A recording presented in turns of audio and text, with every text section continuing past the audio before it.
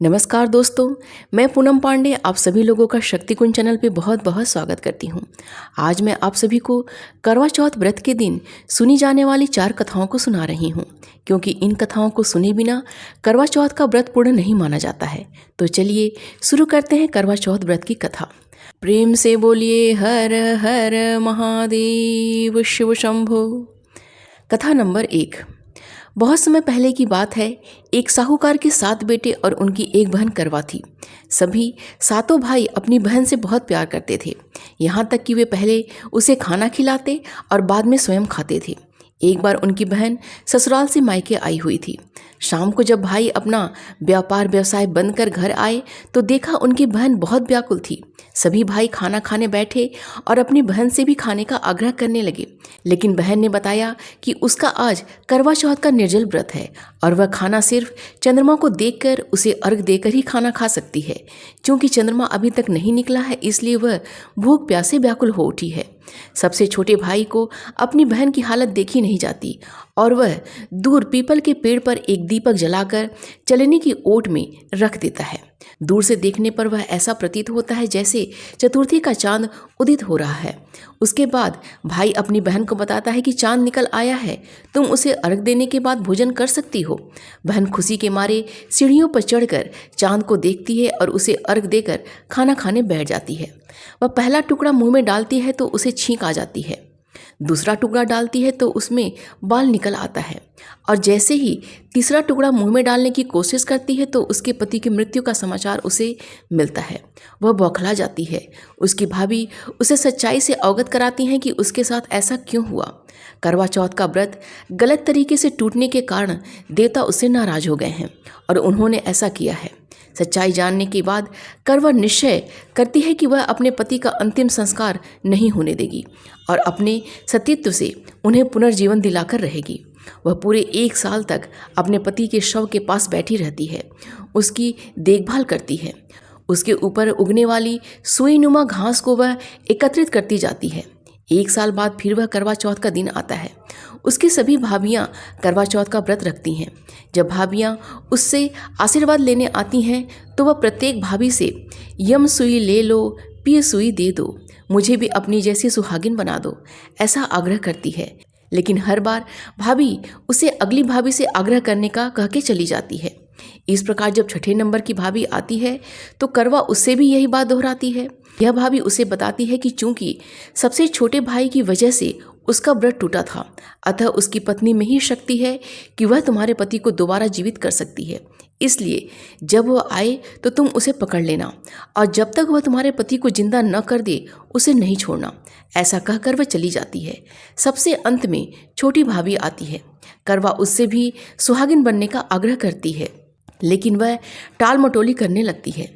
इसे देखकर करवा उन्हें जोर से पकड़ लेती है और अपने सुहाग को जिंदा करने के लिए कहती है। भाभी उससे छुड़ाने के लिए नोचती है, खसोटती है, लेकिन करवा नहीं छोड़ती है। अंत में उसकी तपस्या को देख भाभी पसीज जाती है और अपनी छोटी अंगुली को चीरकर उसमें से अमृत उसके पति के मुंह में डाल देती है। करवा का पति तुरंत श्री गणेश कहता हुआ उठ बैठता है। इस प्रकार प्रभु कृपा से उसकी छोटी भाभी के माध्यम से करवा को अपना सुहाग वापस मिल जाता है। हे श्री गणेश माँ गौरी, जिस प्रकार करवा को चिर सुहाग का वरदान आपसे मिला है, वैसा ही सब सुहागनों को मिले। इस प्रकार कथा नंबर 1 संपूर्ण हुआ। कथा नंबर 2। इस कथा का सार यह है कि शाकप्रस्थपुर वेदधर्मा ब्राह्मण की विवाहिता पुत्री वीरवती ने करवा चौथ का व्रत किया था। नियमानुसार उसे चंद्रोदय के बाद भोजन करना था, परंतु उससे भूख नहीं सही गई और वह व्याकुल हो उठी। उसके भाइयों से अपनी बहन की व्याकुलता देखी नहीं गई और उन्होंने पीपल की आड़ में आतिशबाजी का सुंदर प्रकाश फैलाकर चंद्रोदय दिखा दिया और वीरवती को भोजन करा दिया। परिणाम यह हुआ कि उसका पति तत्काल अदृश्य हो गया। अधीर वीरवती ने 12 महीने तक प्रत्येक चतुर्थी को व्रत किया और करवा के दिन उसकी तपस्या से उसका पति पुनः प्राप्त हो गया। इस प्रकार कथा नंबर 2 संपूर्ण हुआ। कथा नंबर 3। एक समय की बात है कि एक करवा नाम की पतिव्रता स्त्री अपने पति के साथ नदी के किनारे एक गांव में रहती थी। एक दिन उसका पति नदी में स्नान करने गया। स्नान करते समय वहाँ एक मगर ने उसका पैर पकड़ लिया।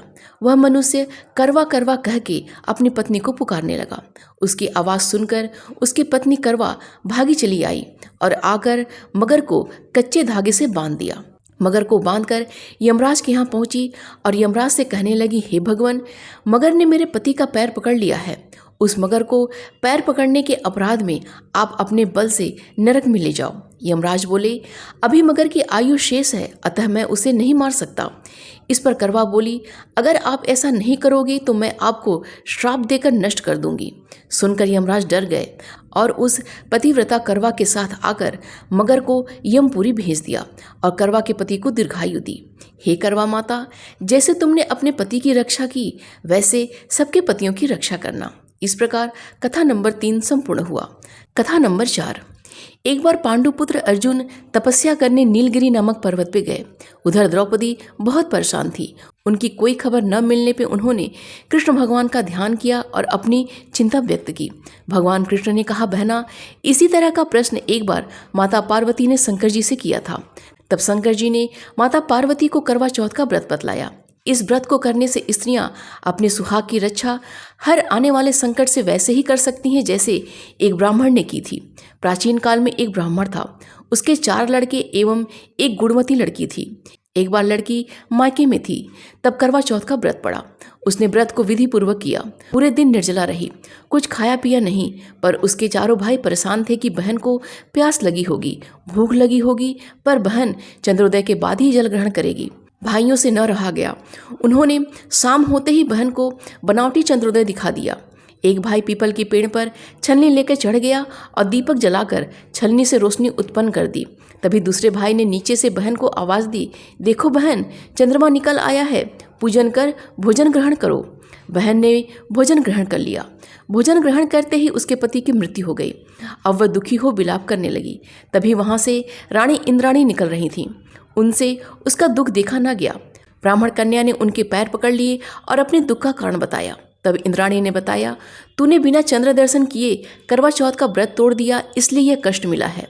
अब तू वर्ष भर की चौथ का व्रत नियम पूर्वक करना तो तेरे पति जीवित हो जाएंगे।